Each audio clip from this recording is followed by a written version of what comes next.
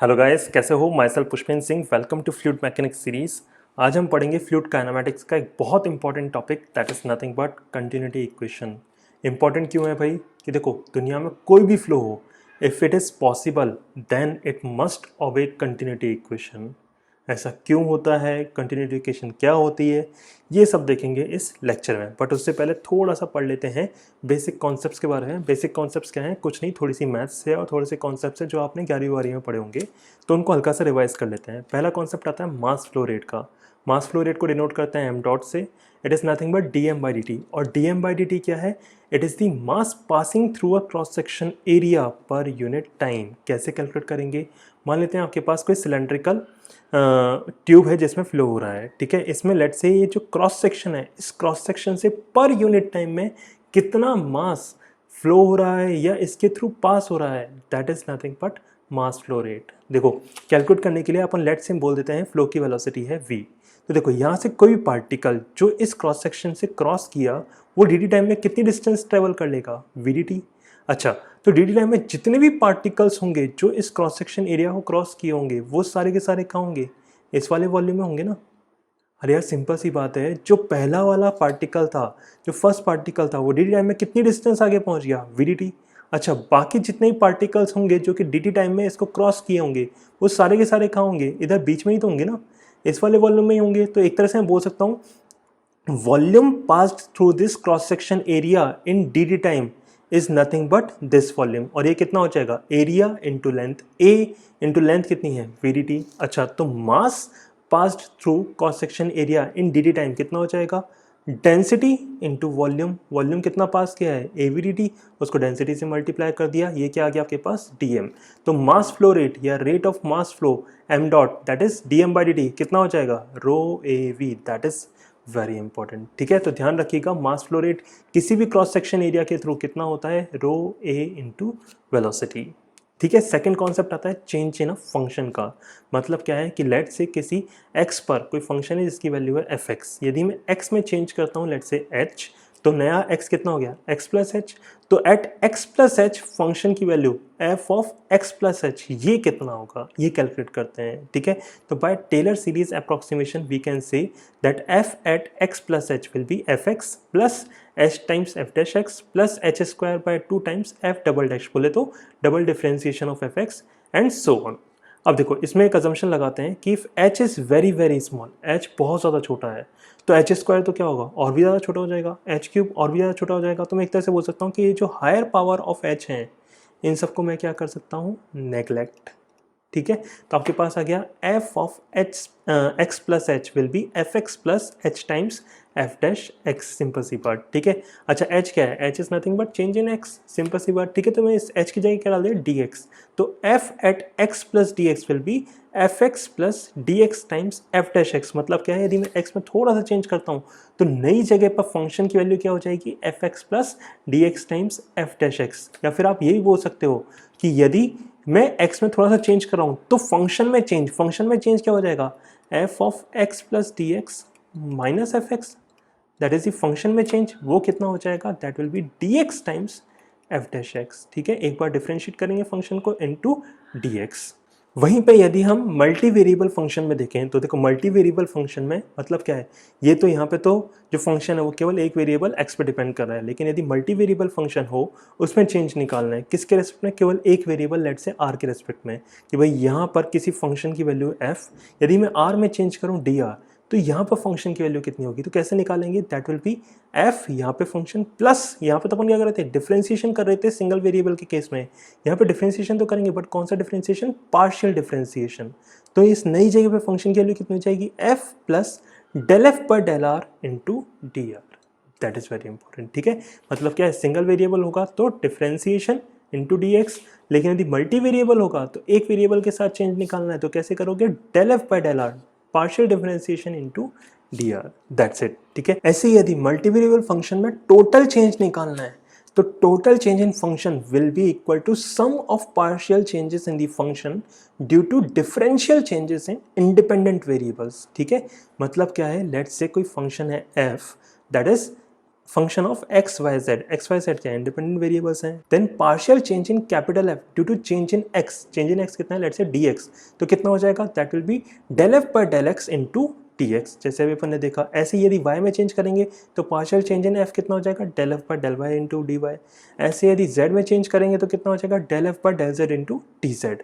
और यदि total change देखना है तो टोटल चेंज क्या हो जाएगा, इन सारे पार्शियल चेंज का algebraic sum, तो that will be del f by del x into dx plus del f by del y into dy plus del f by del z into dz। ऐसे यदि कोई function f है that is function of x y z and t, t क्या है time, तो ये चारों क्या है वापस इंडिपेंडेंट वेरिएबल्स, तो df total change in function f that will B del f by del x into dx plus del f by del y into dy plus del f by del z into dz plus del f by del t into t t. ये बहुत important है, याद रखना है अपने। देखो अब है ना, जो भी फ्लूइड मैकेनिक्स चलेगा ना उसमें मैथ्स बहुत ज़्यादा यूज़ होगी। और देखो एकदम बेसिक मैथ्स है, कुछ नहीं, सबसे इजी मेथड से समझाया मैंने ये आपको। डिफरेंशिएशन निकालना है, टोटल चेंज निकालना किसी फंक्शन में, ठीक है। तो आपको आना चाहिए ये सब चीज़ें। मैथ्स यदि आपकी अच्छी है तो फ्लूइड मैकेनिक्स के इंजीनियरिंग के सारे सब्जेक्ट आपके बहुत आराम से निकल जाएंगे, ठीक है। तो मैथ्स अच्छी रखनी है बस। चलिए आगे बढ़ते हैं, वेलोसिटी ऑफ फ्लूइड पार्टिकल के बारे में पढ़ते हैं। तो velocity of fluid particle in 3D flow system कितनी हो जाएगी, v is equal to u i cap plus v j cap plus डब्ल्यू के कैप। यू वी डब्ल्यू क्या है, एक्स वाई जेड डायरेक्शन में कंपोनेंट। लेट्स से यदि मैं किसी 3 डायमेंशनल स्पेस में पार्टिकल की वेलोसिटी देखूं तो that is v, u v और w क्या है, u इज x डायरेक्शन में component, v is y direction में component, w is z direction में कंपोनेंट, ठीक है। अच्छा u v w तीनों की तीनों क्या है, they are the function of space and time. Space बोले तो x y z and time is t, ठीक है। तो इस सब के सब हो सकता है कांस्टेंट हो और हो सकता है सबके सब क्या हो, फंक्शन हो स्पेस एंड टाइम के। अच्छा यदि मैं स्पीड की बात करूं तो स्पीड क्या हो जाएगा, magnitude of velocity that is under root of u square plus v square plus w square. अब u v w खुद स्पेस एंड टाइम के फंक्शन है, तो ये जो स्पीड होगी that will also be function of space and time, ठीक है। तो इस तरह से अपन ने वेलोसिटी ऑफ फ्लूइड पार्टिकल देख ली, बेसिक कॉन्सेप्ट्स देख लिए। अब मुद्दे की बात करते हैं। मुद्दे की बात क्या है, कंटिन्यूटी इक्वेशन। तो भाई कंटिन्यूटी इक्वेशन है क्या, बेसिक कॉन्सेप्ट क्या है कंटिन्यूटी इक्वेशन के पीछे का, तो it is nothing but conservation of मास। जो कंटिन्यूटी इक्वेशन है, continuity equation is nothing but the equation of mass conservation. कैसे भाई, देखो कुछ नहीं है कि मान लीजिए आपके पास कोई सिस्टम है, ठीक है। इस सिस्टम में कुछ मास आया, let's say that is mn, ठीक है। कुछ मास बाहर गया, let's say that is m out. तो इन दोनों का डिफरेंस बोले तो mn माइनस m आउट वो किसके बराबर होगा, that will be equals to mass stored. Simple सी बात है ना यार। देखो जैसे मान लो 10 किलो मास इस सिस्टम के अंदर आया, जिसमें से 4 किलो बाहर निकल गया, तो बचा हुआ 6 किलो। 6 किलो कहाँ गया होगा, 6 किलो इस सिस्टम में क्या हो गया होगा, स्टोर हो गया होगा। कैसे आई भाई वाली बात, मास कंजर्वेशन से। तो यही क्या है, आपकी कंटिन्यूटी इक्वेशन है। बस अपन ने क्या कर दिया, इस इक्वेशन को डिफ्रेंशिएट कर दिया। तो जैसे डिफ्रेंशिएट किया तो आपके पास क्या गई, मास फ्लो रेट, मतलब क्या है, mass inflow rate minus mass outflow rate that is equals to rate of mass storage. यही है आपकी कंटिन्यूटी इक्वेशन। यदि मैं किसी फ्लो के लिए देखूं तो एक फ्लो कंसीडर कर लेते हैं भाई, ठीक है। इस फ्लो के लिए आपको कंटिन्यूटी इक्वेशन देखनी है, तो अपन क्या करते हैं, एक इमेजिनरी क्यूबॉइडल वॉल्यूम कंसीडर करते हैं, ठीक है। इस क्यूबॉइडल वॉल्यूम की एक साइड है dx, एक साइड है dy और एक साइड है dz, ठीक है। x y z आपके कोऑर्डिनेट एक्सिस हो गए। इस वॉल्यूम के थ्रू अपन क्या देखेंगे, मास इनफ्लो रेट, मास आउटफ्लो रेट, और इसी वॉल्यूम के लिए देखेंगे हम रेट ऑफ मास स्टोरेज। अच्छा फिर क्या आ जाएगी इन सब से आपके पास, कंटिन्यूटी इक्वेशन। तो देखो कैलकुलेट करते हैं। बस एक चीज़ ध्यान से देखना कि जब आप मास इनफ्लो रेट और मास आउटफ्लो रेट देखोगे तो आप कंसंट्रेट करोगे सरफेस पर। क्यों करोगे भाई सरफेस पर, क्योंकि जो भी मास अंदर आएगा या बाहर जाएगा वो किसके थ्रू जाएगा, सरफेसेस के थ्रू जाएगा ना। तो जब आपको इनफ्लो देखना है या आउटफ्लो देखना है तो आप किस पे कंसंट्रेट करोगे, सरफेसेस पर। लेकिन जब आप रेट ऑफ मास स्टोरेज देखोगे तो मास स्टोर कहाँ पे हो रहा है, वॉल्यूम में है, तो आप कहाँ देखोगे, वॉल्यूम में देखोगे। चीज समझ में आई। तो भाई चालू करते हैं कैलकुलेशन। सबसे पहले कैलकुलेट करते हैं m dot in minus m dot out, ठीक है। तो सबसे पहले देखते हैं x डायरेक्शन में। x डायरेक्शन का मतलब क्या है, कौन सी सरफेसेस देखेंगे अपन, एक ये वाली और एक ये वाली, ठीक है ना, कि भाई x डायरेक्शन में कितना मास आ रहा है और कितना मास जा रहा है। तो ये वाली सरफेसेस देखेंगे। y डायरेक्शन में देखनी होगी तो नीचे वाली और ये ऊपर वाली।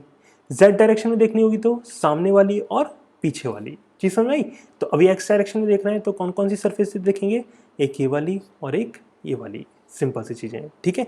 चलिए लेट्स से यहाँ पे जो मास फ्लो रेट है that is m dot x, ठीक है। यहाँ पे मास flow rate m dot x है, तो यदि मैं dx चेंज करूंगा x में तो यहाँ पे मास फ्लो रेट कैसे हो जाएगी, अभी थोड़ी देर पहले देखा था, ये हो जाएगा आपके पास m dot x plus del m dot x by del x into D x. कोई दिक्कत, ठीक है। अच्छा यदि इस सरफेस के लिए देखें तो m डॉट एक्स क्या हो गया, मास इनफ्लो रेट, और ये क्या हो गया, that is the mass outflow rate, simple सी बात, ठीक है। तो m dot in minus m dot out in x direction क्या हो जाएगा, m dot X minus m dot x plus del m dot x by del x into D X. m dot X से m dot X cancel out हो गया, ये हो गया आपके पास del m dot x by del x into D x. कोई दिक्कत इस चीज़ को समझने में, चलिए अब देखो ये m डॉट एक्स क्या है, it is nothing but mass flow rate in x direction. अच्छा मास फ्लो रेट थोड़ी देर पहले देखा था क्या होता है, rho into area into velocity. अब देखो एरिया क्या है, ये वाला एरिया, यदि मैं इस वाली सरफेस के लिए देखूं तो एरिया क्या हो जाएगा, dy into D Z, simple सी बात। और x डायरेक्शन वेलोसिटी का कंपोनेंट कितना है, u, तो दैट्स इट, ठीक है। तो आपके पास क्या हो गया, ये वाली वैल्यू आ गई। अब देखो इसमें से समझना, ये जो dy और dz है वो तो क्या है, जो अपने क्यूबॉइडल एलिमेंट लिया है इसकी साइड ही तो है, सिंपल सी बात, ठीक है। तो ये तो क्या है, कांस्टेंट है, इनको बाहर ले लेते हैं। जैसे ही बाहर लोगे ये मल्टीप्लाई हो जाएंगे dx के साथ, तो dx into d y into D z क्या हो जाएगा, ये जो क्यूबॉइडल एलिमेंट लिया है इसका वॉल्यूम। तो देखो इनको बाहर ले लिया, अंदर क्या बचेगा, रो यू, और ये बाहर जाके मल्टीप्लाई होंगे dx के साथ, तो क्या बन जाएगा, dv। dv is the volume of this cuboidal element, simple सी बात, ठीक है। तो आपके पास आ गया m dot in minus m dot out in x direction that is equal to minus del by del x into rho U into D V. अच्छा सिमिलरली यदि मैं y डायरेक्शन में देखूंगा तो बस क्या चेंज आएगा, x की जगह y और u की जगह y component of velocity that is small v, ठीक है। ऐसी z डायरेक्शन में देखेंगे तो y की जगह z, और यहाँ पे क्या आ जाएगा, z component of velocity that is w, ठीक है।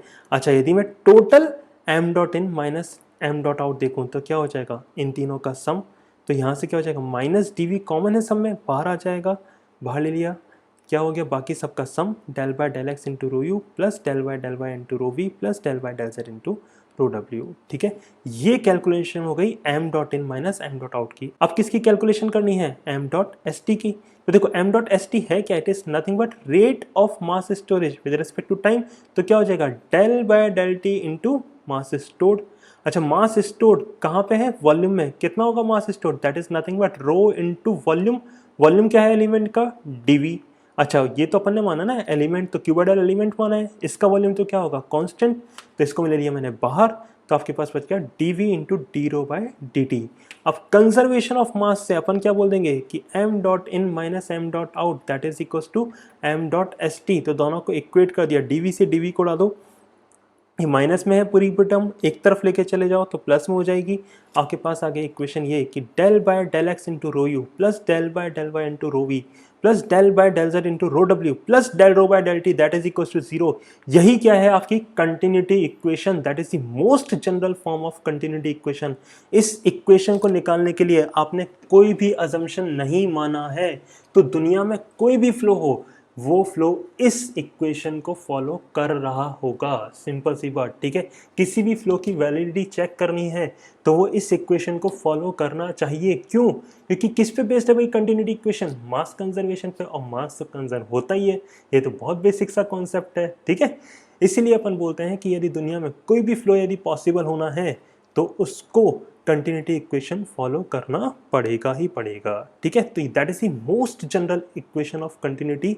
अब देखो इसको याद भी रखना है, इसी में क्या करेंगे, हम थोड़े थोड़े से अजम्पशंस मानते जाएंगे और फिर अलग अलग वेरिएशंस निकालते जाएंगे इस कंटिन्यूटी इक्वेशन के।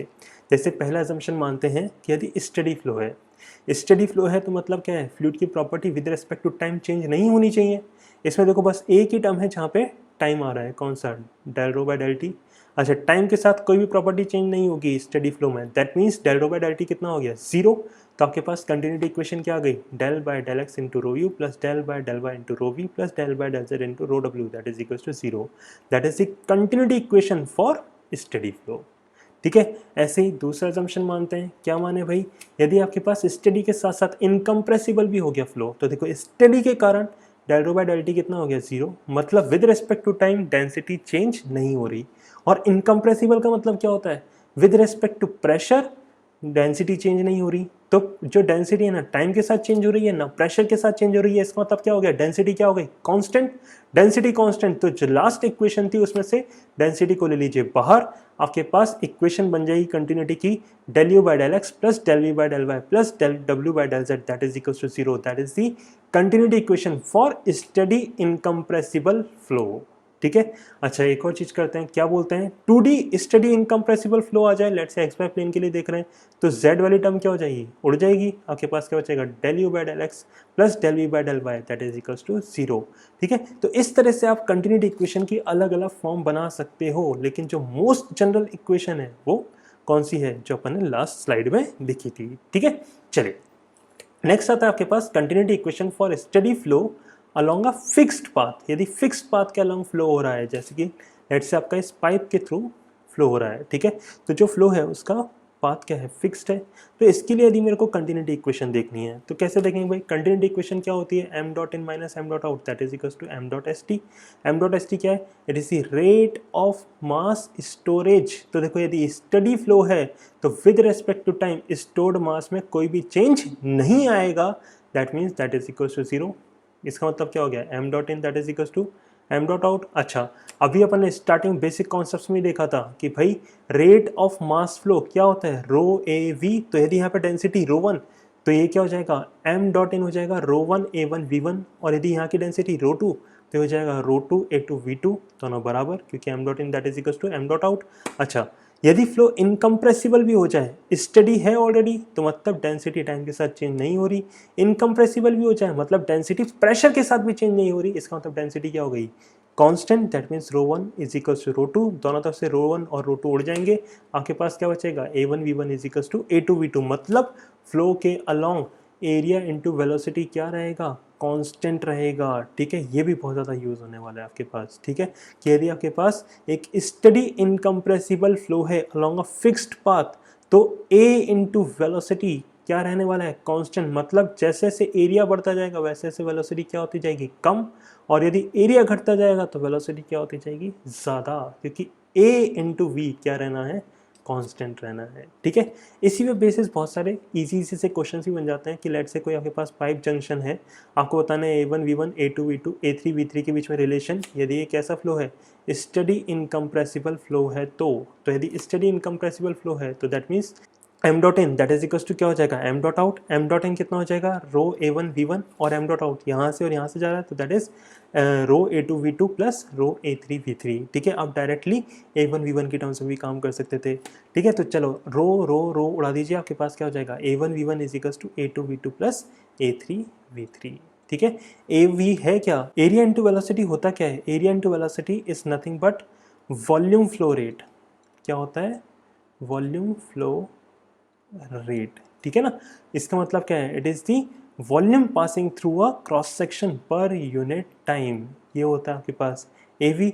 यदि मैं इसको रो से मल्टीप्लाई कर दूंगा तो क्या बन जाएगा, मास फ्लो रेट, सिंपल सी बात है। ठीक है, तो ए वी का ध्यान रखना, ए वी क्या है, वॉल्यूम फ्लो रेट। चलिए नेक्स्ट आगे देखते हैं इंपॉर्टेंस ऑफ कंटिन्यूटी इक्वेशन, कि भाई इंपॉर्टेंस क्या होती है कंटिन्यूटी इक्वेशन की। तो अपन ने देख लिया कि भाई जो बेसिक कॉन्सेप्ट है वो क्या है, कंजर्वेशन ऑफ मास। इसका मतलब क्या है, for any flow to be possible it must follow continuity equation at every moment. यही है बस इसकी इंपॉर्टेंस, इसी पे बेस्ड बहुत सारे क्वेश्चंस पूछ लिए जाते हैं। जैसे मान लीजिए आपके पास एक क्वेश्चन आ गया कि velocity of a fluid particle in 2D steady incompressible flow is given by v is equals to 4x i cap minus 4y j cap. तो बताओ फ्लो पॉसिबल है या नहीं है। तो भाई यदि फ्लो को पॉसिबल होना है तो इसका मतलब वो कंटिन्यूटी इक्वेशन को फॉलो करना चाहिए। अच्छा 2D स्टडी इनकम्प्रेसिबल फ्लो है तो उसके लिए कंटिन्यूटी इक्वेशन क्या हो जाएगी, del u by del x plus del v by del y that must be equals to 0, simple सी बात। अच्छा u क्या है, u is nothing but 4x, और v क्या है, v is nothing but minus 4y। ठीक है, तो आपके पास del u by del x ये कितना हो गया, ये हो गया 4, del v by del y ये कितना हो गया, माइनस 4। तो यहाँ से पता चल रहा है कि del u by del x plus del v by del y that is equal to कितना आ गया है, 0। That means it is satisfying continuity equation. इसका मतलब क्या है कि फ्लो आपका पॉसिबल है, बस सिंपल सी चीज। ठीक है, तो इस तरह से आपसे कंटिन्यूटी इक्वेशन के बेसिस पर न्यूमेरिकल्स पूछे जा सकते हैं, ठीक है। हो सकता है कि किसी भी क्वेश्चन का फर्स्ट पार्ट ये हो जाए कि चेक करिए भाई फ्लो पॉसिबल है या नहीं है, ठीक है। और भी दूसरे इसके एप्लीकेशन है, अपन जैसे जैसे आगे बढ़ेंगे तो मैं बताऊंगा कि भाई आपको क्वेश्चंस में कंटिन्यूटी इक्वेशन का किस तरह से यूज़ करना है, ठीक है। तो आज के लिए इतना ही। नेक्स्ट पार्ट में हम देखेंगे different type of flow lines के बारे में, जैसे stream line, streak line, path line, इन सब के बारे में देखेंगे। तब तक के लिए bye bye, thank you very much, take care.